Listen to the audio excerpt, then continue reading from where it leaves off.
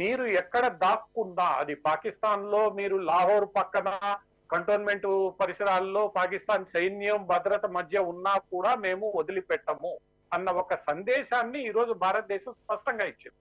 ఇప్పటి వరకు లెక్క తేలుతున్న దాన్ని బట్టి ఇప్పటికే అక్కడ అనధికారికంగా తెలుస్తున్న దాన్ని బట్టి 100 మందికి పైగా తీవ్రవాదులు చనిపోయారు ఈ మొత్తం 9 స్థలాల్లో అనేది ఇప్పటిదాకా వస్తున్న అంశం. అధికారికంగానే పాకిస్తాన్ 26 మంది చనిపోయారని చెప్పి ప్రకటించింది. ఇంకొక 48 మంది తీవ్రంగా గాయపడ్డారని చెప్పి చెప్తోంది.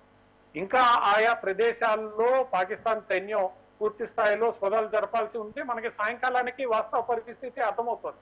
కాకపోతే జైషే మహమ్మద్ అధినేత కుటుంబం విడుదల చేసిన ప్రకటన ఏదైతే ఉందో కనీసం ఆ కుటుంబానికి సంబంధించిన 10 మంది ఇప్పటి వరకు చనిపోయారని, మసూద్ అజర్ కు సంబంధించిన దగ్గర కుటుంబీకులు 10 మంది చనిపోయారనేది వాళ్ళే అంగీకరిస్తున్నారు. సో ఈ నేపథ్యంలో బేసిక్ గా మా జోలికి మీరు రావద్దు, వస్తే ఎక్కడున్నా మేము మిమ్మల్ని వెంబడిస్తే కొట్టాము అన్నది ఒక ముఖ్యమైన సందేశం.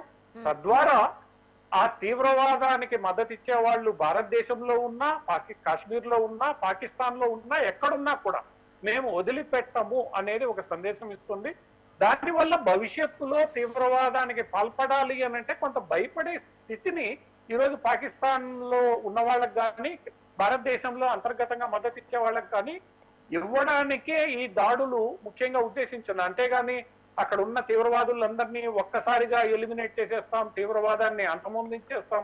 ఎందుకంటే మనం ఇక్కడ ఒక మతం పేరు చెప్పకపోయినా ఆ మతంలో అంతర్గతంగా ఉన్న కొన్ని అంశాలు వీటికి ఊతమిస్తున్నాయి అనేది మనకి తెలుసు. అది వాళ్ళల్లో వాళ్లే సంస్కరించుకోబడేంత వరకు ఇది కొనసాగుతుంది. కాకపోతే మనకి ఇబ్బంది లేనంత వరకు ఈ పరిస్థితి తీసుకొచ్చేలా చేయడమే ఈ దాడుల ఉద్దేశం.